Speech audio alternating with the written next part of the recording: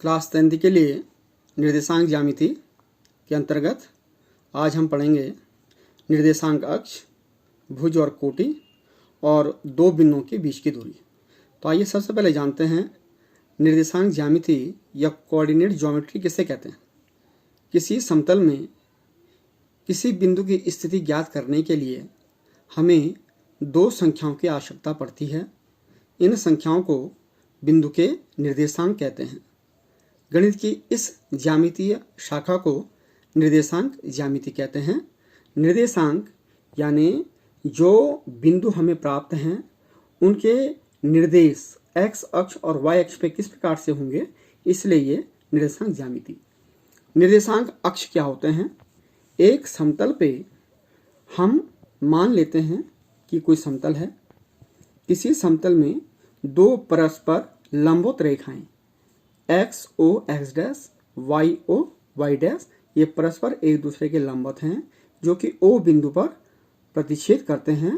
तो ये जो दो अक्ष हैं ये निर्देशांक अक्ष कोऑर्डिनेट एक्सिस कहते हैं और ये बिंदु O है, इसे मूल बिंदु ओरिजिन कहते हैं। अब ओरिजिन में और निर्देश के अंतर्गत जो हमें अक्ष प्राप्त हो रहे हैं उसमें भुज और कोटि एक्सिस और ऑर्डिनेट क्या होते हैं? किसी बिंदु की y अक्ष से दूरी, ये y अक्ष है तो यानी इस O से x की तरफ, O से x डैश की तरफ जो दूरियां होती हैं वो कहलाती हैं x अक्ष पर चली गई दूरियां, और ये x निर्देशांक या भुज एब्सिसा कहलाती हैं। इसी प्रकार x अक्ष से किसी बिंदु की दूरी या y अक्ष पर जो भी बिंदु या जो भी दूरियां यहाँ इस y अक्ष पर चलेंगी वह y निर्देशांक या ऑर्डिनेट कोटि कहलाती हैं। x अक्ष पर स्थित किसी बिंदु के निर्देशांक x0 होते हैं, क्योंकि x अक्ष पर आप बिंदु लेंगे, y जो है 0 है इसलिए x 0 होते हैं। इसी प्रकार y अक्ष पर स्थित किसी बिंदु के निर्देशांक, क्योंकि वहाँ पे x की जो दूरियां हैं शून्य हो जाएंगी और y एक्सिस पे है तो 0y के रूप में होते हैं। आइए अब देखते हैं कार्तीय निर्देशांक ये क्या होते हैं। बिंदु हम किसी समतल पे फिर से x अक्ष और y अक्ष पे ये बिंदु P x y जो हम लेते हैं, यानी भुज पर चली गई दूरी x और y अक्ष पे जो दूरी चली गई है ये y कोटि कहलाती है। तो यही कार्तीय निर्देशांक कहलाते हैं, कार्टेशियन कोऑर्डिनेट कहलाते हैं, जिसका भुज x और कोटि y है। बिंदु के निर्देशांक जो हमने यहाँ पे px y लिया है ये सदैव क्रमित युग्म में लेने चाहिए। क्रमित यानी x पहले और y को बाद में, तो इसको हम pxy लिखते हैं कोष्ठ के अंदर और एक बिंदु भुज और कोटि इनके बीच में कॉमा लगाते हैं। आइए अब हम चलेंगे चतुर्थांश। चतुर्थांश यानी चतुर्थ अंश, किसी पूरे भाग का एक चौथाई। तो किस प्रकार से हैं? दोनों अक्ष है x o x dash x o x dash y o y dash. ये समतल को 1, 2, 3 और 4 भागों में विभाजित करते हैं। तो और ये प्रत्येक भाग एक चतुर्थांश कहलाता है, यानी क्वाड्रेंट इंग्लिश में कहेंगे। तो जो ये प्रथम चतुर्थांश है x o y, ये प्रथम चतुर्थांश है, इसमें भी भुज प्लस और कोटि प्लस दोनों धनात्मक होते हैं। द्वितीय चतुर्थांश y o x डैश ये सेकंड चतुर्थांश है, इसमें भुज माइनस कोटि प्लस। ये तीसरा और या तृतीय चतुर्थांश है x dash o y dash, इसमें भुज भी माइनस और कोटि भी माइनस। और ये चतुर्थांश चौथा वाला y डैश o x ये चौथा चतुर्थांश है, इसमें भुज प्लस होता है और कोटि माइनस होता है। आइए इसको इस प्रकार से समझिए। ये हमने इसमें लिख दिया भुज प्लस पहले चतुर्थांश में, कोटि प्लस, तो भुज और कोटि दोनों प्लस प्लस। द्वितीय चतुर्थांश में माइनस प्लस, तृतीय चतुर्थांश में भुज भी माइनस कोटि माइनस तो माइनस माइनस, और चौथे चतुर्थांश में भुज प्लस कोटि माइनस तो प्लस माइनस। अब आइए जो हम मुख्य सूत्र पे आ रहे हैं, दो बिंदुओं के बीच की दूरी, डिस्टेंस बिटवीन टू पॉइंट्स।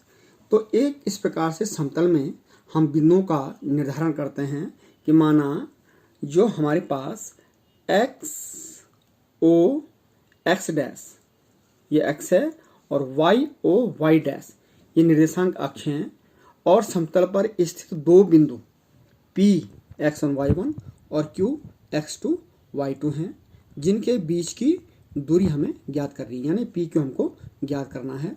तो इसके लिए हम क्या करेंगे कि बिंदु P और Q में x अक्ष और y अक्ष पर हम लंब डाल रहे हैं PM और QN, दो लंब डाले और P से ये जो बिंदु P है इससे QN पर एक जो ये लंब डाला गया है PR। इस प्रकार से हम कहते हैं कि जो OM है, OM जो कि P का भुज है, बिंदु P का भुज है यानी x1 और P और इस प्रकार से आप देखिए यहाँ पे कि PM y1 हो जाएगा, ON चित्र के अनुसार x2 और QN y2, जो हमारे QN है ये पूरा y2 हो जाएगा और ये PN है तो यहाँ से यहाँ तक ये YN है जो कि RN भी है। तो चित्र के अनुसार हमने क्या कर दिया, PR equal to MN equal to और ये किसके बराबर हो जाएगा ON माइनस OM, ये पूरे का पूरा ON और इनमें से MN को घटा देंगे तो ये आपका आ गया x2 माइनस x1। और इसी प्रकार से जो QR है ये पूरा y2 है और RN y1 है तो ये बिंदु जो हो गया y2 माइनस y1, ये हो गया आपका QR। तो अब संपूर्ण जो त्रिभुज है हमारे पास PRQ ये संपूर्ण त्रिभुज है। इस संपूर्ण त्रिभुज में हम क्या करेंगे, पाइथागोरस प्रमेय लगाएंगे, PQ का स्क्वायर इक्वल टू PR का स्क्वायर प्लस QR का स्क्वायर। और हम जानते हैं, आप यहाँ देखिए PR कितना है x2 माइनस x1 इसका होल स्क्वायर हो जाएगा, QR कितना है y2 माइनस y1 इसका होल स्क्वायर हो जाएगा। इस प्रकार PQ बराबर ये पूरे का वर्गमूल हो जाएगा x2 माइनस x1 का whole square plus y2 minus y1 का होल स्क्वायर। और यही दो बिंदुओं के बीच की दूरी का सूत्र होता है x2 वर्गमूल x2 माइनस x1 का whole square plus y2 minus y1 का होल स्क्वायर। और एक स्थिति से हम विशेष रखेंगे कि जो मूल बिंदु है O इसके निर्देशांक 0 0 होते हैं। 0 0 क्यों होंगे, क्योंकि अब x अक्ष पे कोई भी दूरी हम चले नहीं है और y अक्ष पे भी कोई दूरी नहीं चले, क्योंकि दोनों मूल बिंदु हैं इसलिए 0 0 होते हैं, यानी भुज भी 0 कोटि भी 0। तो मूल बिंदु से किसी बिंदु, यदि हम कोई बिंदु लेते हैं PXY की दूरी कितनी हो जाएगी OP। अब यहाँ पे आप देखिए यदि हम ये बिंदु और यहाँ से इसको मिलाएंगे OP को मिलाएंगे तो इस प्रकार से मूल बिंदु क्योंकि 0 0 है तो मूल बिंदु से किसी बिंदु की दूरी यदि हम उसको XY लेते हैं वर्गमूल x square plus y square होता है। तो ये दो बिंदुओं के बीच की दूरी का सूत्र इस प्रकार से प्राप्त होता है।